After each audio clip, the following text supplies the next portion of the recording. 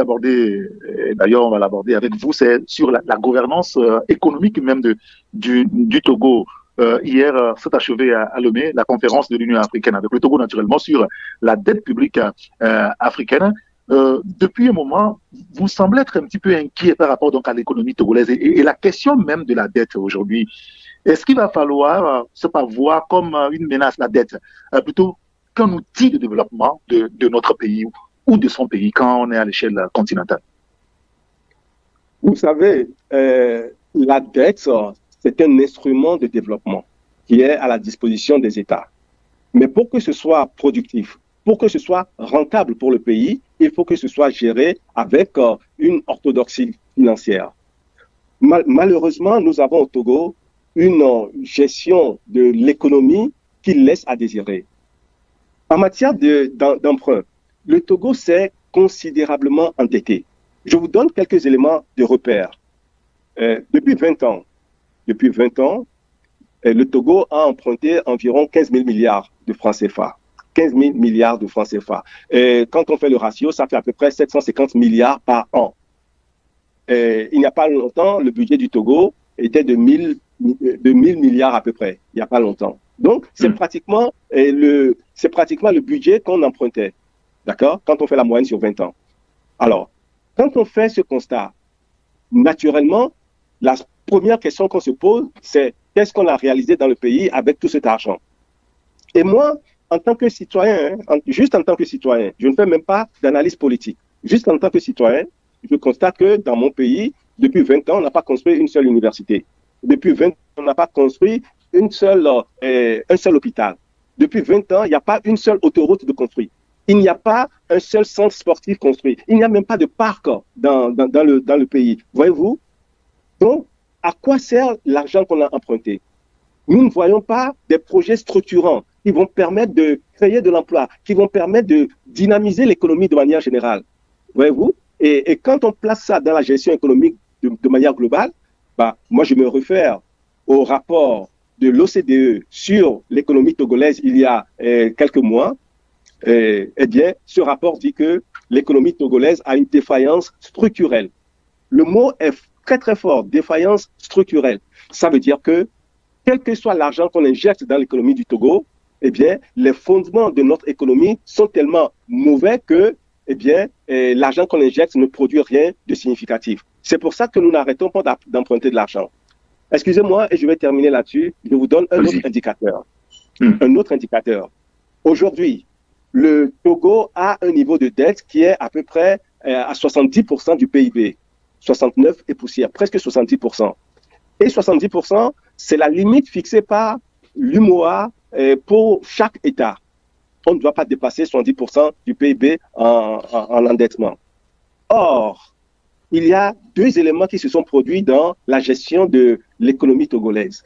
En 2010, le Togo a bénéficié du programme PPTE, c'est-à-dire le pouvoir des pays pauvres très endettés et dont le bénéfice est l'effacement de la dette, en tout cas d'une très grande partie de la dette. OK? Donc, le Togo a eu ce bénéfice-là. Quand on a ce bénéfice, ça veut dire que vous gagnez une capacité d'emprunt de nouvelles dettes. D'accord? Et donc, de pouvoir injecter de nouvelles sommes dans l'économie. Mais est-ce que nous avons constaté que notre économie a été dynamisée depuis 2010? Mais on ne le constate pas. Deuxième élément, et je termine, on a fait ce qu'on appelle un rebasage, c'est-à-dire on a augmenté l'assiette de calcul du PIB, c'est-à-dire tous les secteurs de l'économie qu'on intègre dans le calcul du PIB, ça a été augmenté. Et si on augmente ça, ça veut dire que l'endettement qu'on a par rapport au PIB, eh bien, le taux diminue automatiquement, de manière mécanique, puisqu'on a augmenté le PIB. Eh bien, malgré ça encore, on a emprunté tellement d'argent qu'on est monté jusqu'à la limite des 70%. Et ça, on le voit chaque mois. L'État togolais, chaque mois, va sur le marché financier pour emprunter au minimum 20 milliards pour financer les dépenses de l'administration. Nous sommes en train de courir à la faillite. À la faillite, vous avez dit? Oui, c'est le mot que j'ai utilisé. La manière dont on gère l'économie togolaise, l'État est en train de courir à la faillite. On a tous, et vous étiez d'ailleurs à l'ouverture, j'imagine, de la conférence la dernière fois, où Faure Gnassingbé, à la tribune, a fait des dénonciations hein, vis-à-vis donc de ces institutions bancaires qui nous donnent de l'argent, qui nous prêtent de l'argent ou qui nous vendent presque de l'argent. Il a dénoncé une architecture internationale injuste. Hein. En ces termes, ce n'est pas une fatalité économique. C'est le résultat d'un système pensé ailleurs pour d'autres priorités. Est-ce que des gens sont en train de nous gruger là, en nous passant de l'argent? Ou c'est nous qui gérons mal en réalité?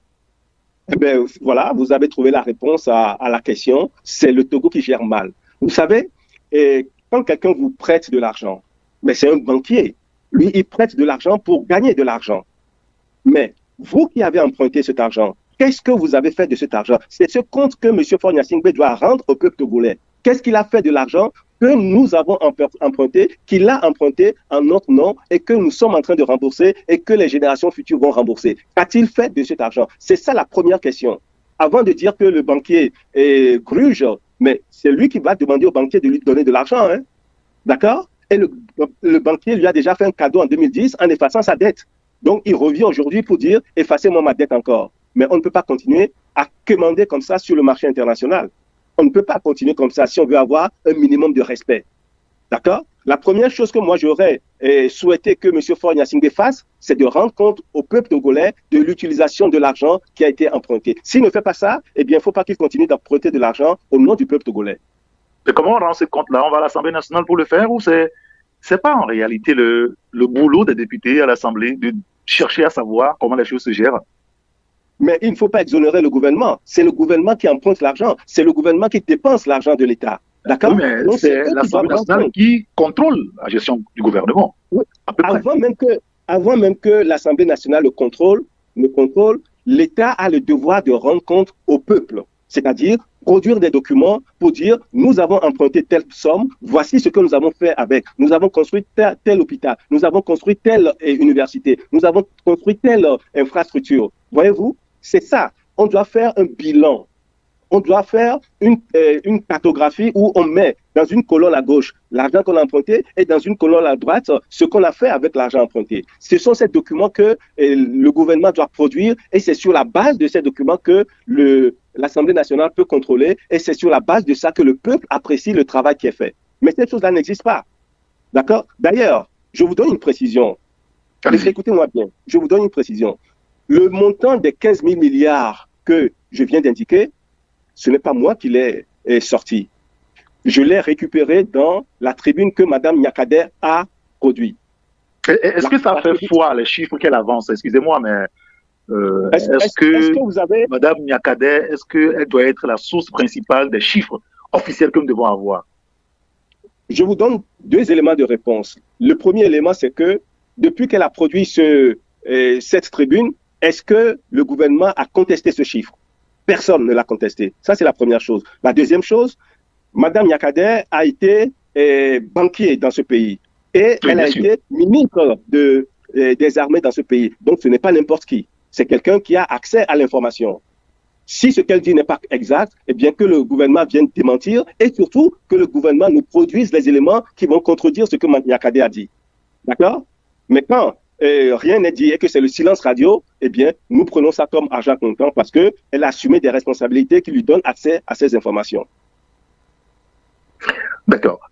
Donc, aujourd'hui, notre dette tourne autour de 70% du PIB.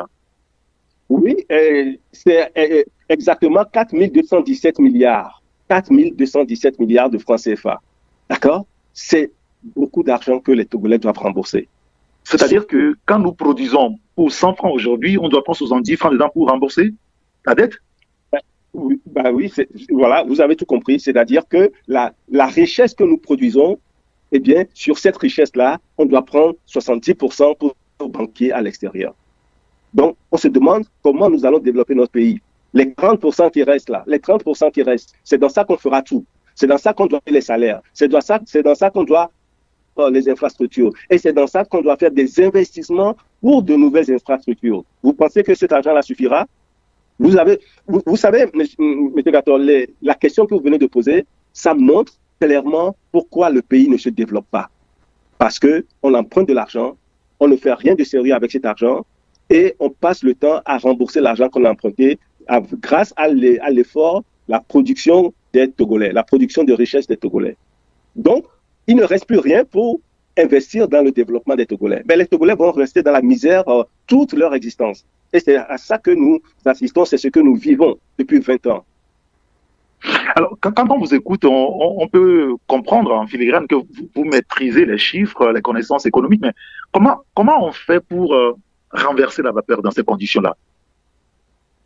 Bah, ça fait 20 ans que M. Faure Gnassingbé applique les mêmes politiques publiques. Mais il faut changer de politique publique, c'est tout. Il faut changer de gouvernance. Il faut se battre contre la corruption. Mais ça, le Togo est champion en matière de corruption. Et le Togo aussi est champion en matière d'impunité. Les gens qui détournent l'argent de l'État, des Togolais, ben, on ne les punit pas. Bien au contraire, on les félicite.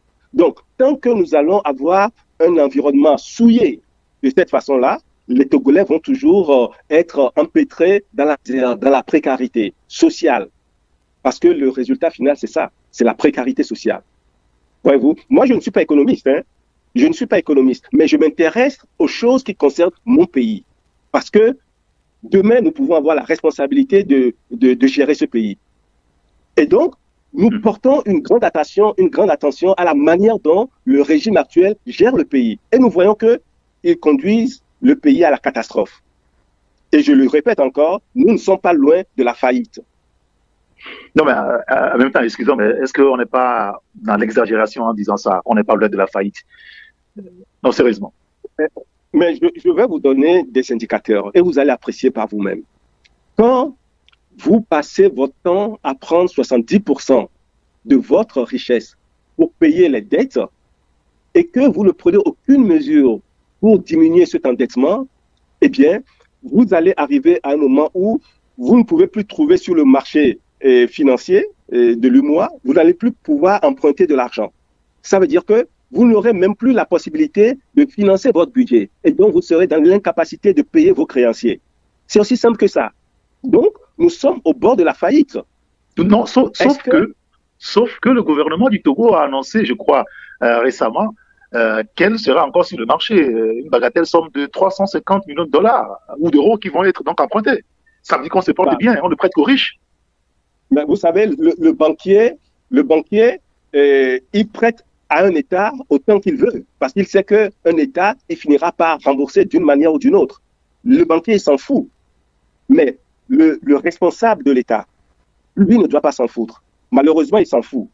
Parce que on endette le Togolais jusqu'au cou. L'argent qu'on a emprunté il y a 20 ans, ce sont les générations futures qui vont continuer de les payer. Ce n'est pas une manière, je dirais, correcte de gérer le bien public, l'argent qui appartient à tous les Togolais.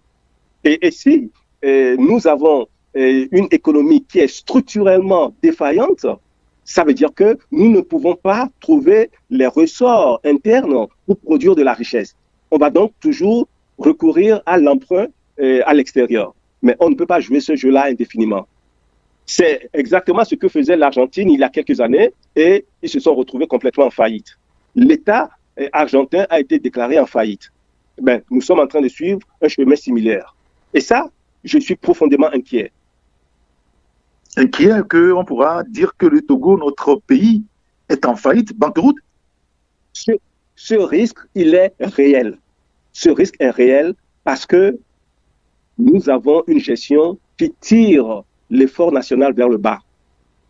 Nous ne produisons pas assez. Les Togolais, on ne libère pas leur génie créateur pour qu'ils produisent de la richesse. On ne produit pas suffisamment de la richesse. Les quelques entreprises ou quelques femmes du marché qui se débrouillent, mais c'est sur eux que l'OPR met toute la pression. Je ne veux pas vous donner un secret d'État, mais je peux vous dire qu'il y a beaucoup d'entreprises qui quittent le Togo pour aller s'installer au Bénin. Parce que la pression fiscale sur ces entreprises, elle est trop forte. On met trop de pression fiscale.